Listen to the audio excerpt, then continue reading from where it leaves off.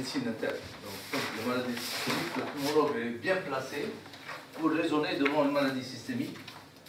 Donc, je pense que je vais encore passer le tour et vous parler comment le pneumologue peut gérer certaines situations de médecine interne. Donc, je vais vous parler de la main et le poumon. En examinant une main, qu'est-ce que vous pouvez avoir comme maladie pulmonaire? Donc, mon topo, c'est la main et le poumon.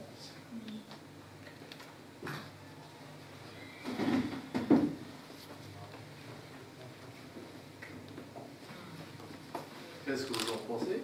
Jeune fille de 30 ans, asthmatique, lésion prurigineuse de la main. L'eczéma. Donc, prurigineuse de la main, l'eczéma. Les lésions primordiales sont les vésicules, des clous et le grattage. D'accord? C'est de l'eczéma. L'eczéma, quand c'est le doigt, l'eczéma de contact. C'est une étudiante. Pardon. Donc voilà, vous voyez comment elle tient son stylo.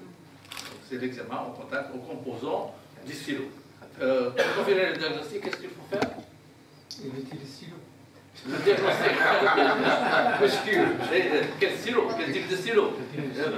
Docteur, comment je fais? Quel type de stylo? Ouais, voilà. Le diagnostic, c'est le Test. Quel test? Test d'allergie. Test. Lequel? On le fait, ça fait 20 ans, on le fait. Le patch test. C'est le patch test. C'est pas le déploiement de la contact. Donc on a trouvé que c'est le chrome, le cobalt et le nickel. D'accord? Donc il faut que son stylo ne contient pas ces produits-là. Ben, alors, ça, je pense, qu'est-ce que vous en pensez? Donc hypocratisme digital, blanc corée abondante avec les 3 couches, avec c'est la DDBA, d'accord? Donc, hypocratisme digital. Encore, il nous arrive d'avoir un malade au stade d'insuffisance respiratoire sévère avec hypocratisme digital, hypoxie et oxygénothérapie à domicile. Il est en distension et il a un syndrome bronchique très prononcé au conduit de DDB. Le DDB chez les fumeurs, c'est à faire très attention au cancer des poumons. C'est logique. Qu'est-ce que vous pensez de cette patiente?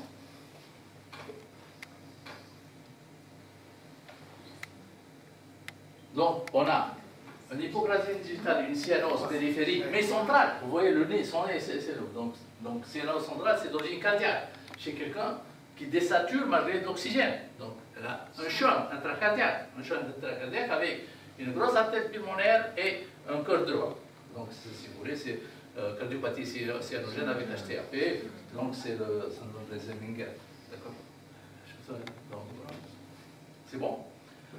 Bon, la fibrose pulmonaire, l'hypocratisme digitale, ça crépite, des crépitants très forts, non bronchoréique, c'est donc la fibrose, c'est donc, si vous voulez, l'hypocratisme digital, on a les causes pulmonaires, on peut avoir des causes cardiovasculaires, d'autres causes, il ne faut pas oublier ces causes-là, on peut avoir des maladies du système, il y a un syndrome, une forme primaire qu'on appelle donc la pachydermopériostose, qui se caractérise des signes cutanés que vous voyez et des signes articulaires, donc des épanchements articulaires, des acroostéolytes, des calcifications.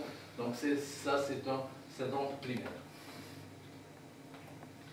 Qu'est-ce que vous pensez de ce cas-là? Donc c'est un épanchement pleural récidivant chez quelqu'un qui a des angles jaunes. Donc c'est le syndrome des angles jaunes. Le syndrome des angles jaunes, ça associe donc c'est ça. C'est une maladie lymphatique.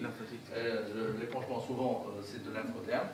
Moi j'ai vu un cas quand j'étais externe en 92. La radio thorax c'est la mienne, mais la radio c'est de l'internet, c'est pas mon cas. Qu'est-ce que vous pensez de ce cas-là?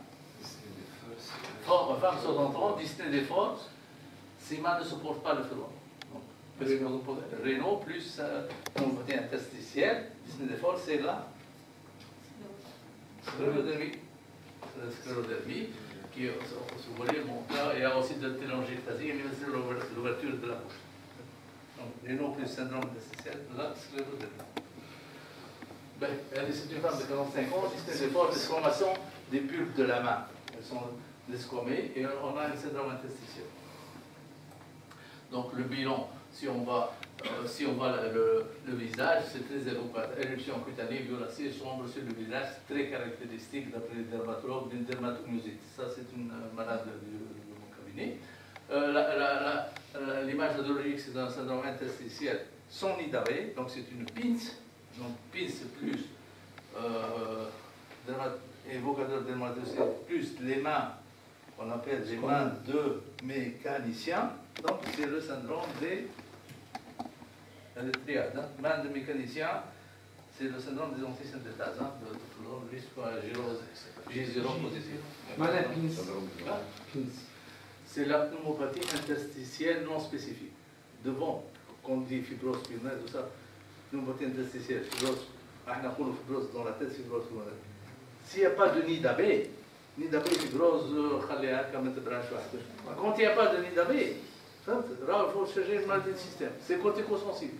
C'est PIS, pneumopathie interstitielle non spécifique. L'autre, يوجد interstitielle pneumonia, فيها les nids d'abeille. خلي هكا كورتيكويد ما يعطيش نتيجه. اما لي بيس il faut faire attention. S'il n'y a pas de nid d'abeille, il faut chercher une pathologie interstitielle, une maladie du système et c'est corticosensible. Les polis vers la fibrose. انا تو تبع فيها جو سي با حبيت البنمولوج يجيو معنا هذا اللي انفاير هنا نو با فيت ديغنوستيك فهمت دون هذا فيني جو في الديغنوستيك ما حبيتش تسيبني مي تو نعطيها دونك elle était plusieurs années sous corticoïdes et humérales. Corticoïdes et humérales. Elle était sous 7,5 de corticoïdes, 150 mg d'humérales. Elle a fait une intervention sur l'utérus. Ça déclenchait cette maladie, rejette le PS, ça décide la discrimination. J'ai augmenté les corticoïdes. Je vais encore les regresser. Mais je ne suis pas à l'aise avec cette patiente-là. Les jeunes, 45 ans, tu auras les sous-corticoïdes et humérales. Ça fait des années qu'elle était stable sous 7,5. Je me tabac l'humérale 10 mg. Tu as عملية على l'utérus pour mettre au radio pour la failli passer. En dehors de l'intervention avec UVS 100, la récidive, oui, تكثر النعشة ديسكوم سما. معناتها حبيت الرماتولوج فما شي حاجة جديدة في البيوثيرابي، فما شي حاجة فهمت باسكو فهمت.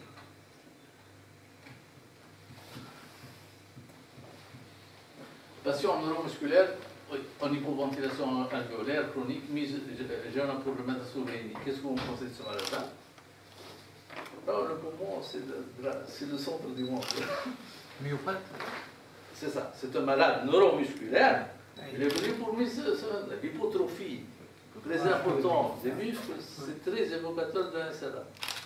Les muscles fléchisseurs. C'est une maladie grave. Ça me l'a souvenir, donc la maladie de Charcot, donc il y a la faiblesse des muscles des membres, déglutition et les muscles respiratoires. ما يشوفش سي تري embêtant. شوفوا يتحسنوا بسرعه سوفيني بعدين انا يسميوه تري رابيدمون فيني. انا عارف الوليد هذا يجي في السال داتونت الناس قاعدين هكا حتى الفيني توقف الفيني غفا قاعد في الصالون روح يطلعوا على الفيني في السال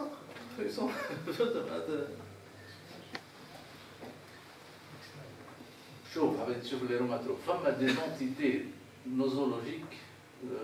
Nous avons des anomalies dans le cabinet, je n'ai pas pu les classer dans des entités nosologiques. Quand on a une fibrose, vous voyez la malformation des doigts. Donc, il a une fibrose pulmonaire associée à une fusion du 3e et 4e moteur. Donc, je n'ai pas trop cherché, mais je suis les rhumatologues, est-ce qu'ils ont vu ça? Donc, la main, je n'ai pas de syndrome. Je n'ai pas de syndrome. Donc, la main, ça peut nous indiquer quelque chose de forte. Je ne sais pas si vous avez déjà vu ça, on a chapitre de rhumatologie. D'autres entités nosologiques. Il y en a un qui à 35 ans, il a une fibrose pulmonaire. À 35 ans, sans rétraction, quelques nids d'abeilles. Mais il a de l'hyporadisme digital non exprimé par la séquence respiratoire. Il a aussi donc, un polymorphisme. Donc un genou valant, des jambes courtes, arquées, de petite taille, front large en avant, hypotrophie des pommettes. Donc presque c'est du nanisme, c'est de la chondroplasie. Association chondroplasie et fibrose, je n'ai pas trouvé. Si on trouve dans le plus net, achondroplasie, nanisme, souvent on a un anémie, certes, comme je vous ai dit, hypochondrie digitale, et le syndrome de l'apnée du sommeil. Je n'ai pas trouvé de fibrose pulmonaire associée à ce type de morphologie. هذا سيرامسي m'a consulté pour le décès d'effort progressif depuis 6 mois, devenu invalidant depuis quelques jours. Donc, toujours la main et le poumon. C'est un malade suivi par un rhumatologue, il est sous Voltaren et méthotrexate. Vous voyez cette radio, qu'elle est détectée normale, mais on n'a pas tout à fait tort. Je peux la considérer comme normale, d'accord? Donc, vous avez cette main-là et ce poumon-là. A posteriori, la radio quand même, c'est pas normal. A posteriori, hein, on peut parler d'un petit syndrome interstitiel infraradiologique. Mais ce malade-là, qui génère très dyspnéique, dès qu'on a des places, il a saturation passe de 87 à 86. La PO2, on fait un test de masse à 53. Donc, le signe test de masse pour l'hypoxie à l'effort, c'est plus performant que la radio. Il y a quelque chose, infraradiologique. Donc, il est très invalidé, il a une restriction, donc ce qui m'a poussé de faire un scanner. Il était saturé à l'effort et il a un syndrome interstitiel infraradiologique. Il a, si vous voulez, du verre dépoli et des micronodules. Donc, syndrome interstitiel avec verre dépoli et micronodules. Donc, on se trouve devant une pneumopathie interstitielle chez un patient suivi pour rhumatisme des mains sous Voltaren méthotrexate. Donc, retournons à la main. Donc, il a, si vous voulez, on peut dire que ses doigts sont gonflés en saucisse dû à des arthrites interphalangiennes, et des lésions cutanées irrégulières en plaques rouges violacées, parfois squameuses par endroits. Est-ce que vous avez une idée? Khalina fait le poumon, fait la main. C'est la médecine générale. Pour changer un peu. On le t'entend. Comment? Hier, c'est tous les déformations. C'est ça. Donc, on a des signes cutanés plus des signes articulaires. Khalina le poumon, t'en as Le plus. Pas le plus.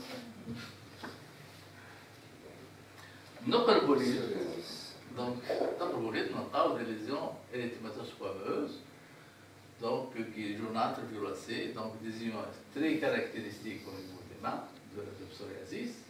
Et on sait que la psoriasis, ça se trouve aussi sur le dos de la main, et il peut se localiser au niveau de l'ongle. Donc la psoriasis au niveau de la main et des ongles. Donc quand on a, si on cherche l'examen physique, il a des lésions de psoriasis. Donc on a des psoriasis. Et ce qui est intéressant, donc on a aussi des arthralgies, et limite, la très limite ankylose interphalangienne, pincement articulaire, donc des lésions ostéolites. Donc c'est de rhumatisme psoriasique. Psoriasis plus atteinte articulaire, c'est le rhumatisme psoriasique. Donc le rhumatisme psoriasique, donc se trouve dans une pneumopathie interstitielle chez un patient suivi pour rhumatisme psoriasique. C'est vrai que le rhumatologue, je l'ai mis sur Voltaren méthotrexate parce qu'il a un rhumatisme psoriasique. Donc les lésions de poumon, les lésions articulaires, c'est du rhumatisme psoriasique. Mais qu'est-ce qu'elle fait là, la pneumopathie interstitielle? Donc, qui donc, la localisation de la maladie. Est-ce que l'arthrite psoriasique peut donner des arrêts pulmonaires? Non. Ça peut donner des lésions extra-articulaires qui impliquent l'œil et l'intestin. Pas d'atteinte pulmonaire rapportée.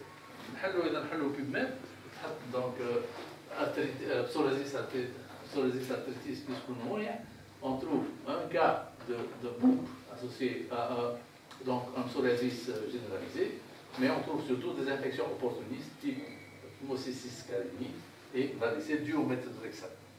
Et le méthotrexate, il est retrouvé régulièrement, il est très impliqué dans la maladie auto-immune. Il y a une série de 44, FIM 4, donc 10% عندهم زوز عندهم maladie de lymphoproliférative, زوز عندهم herpès zoster et واحد عنده pneumocystis carinii. Donc il est très immunodépresseur, la méthotrexate, comme quoi tous les rhumatologues,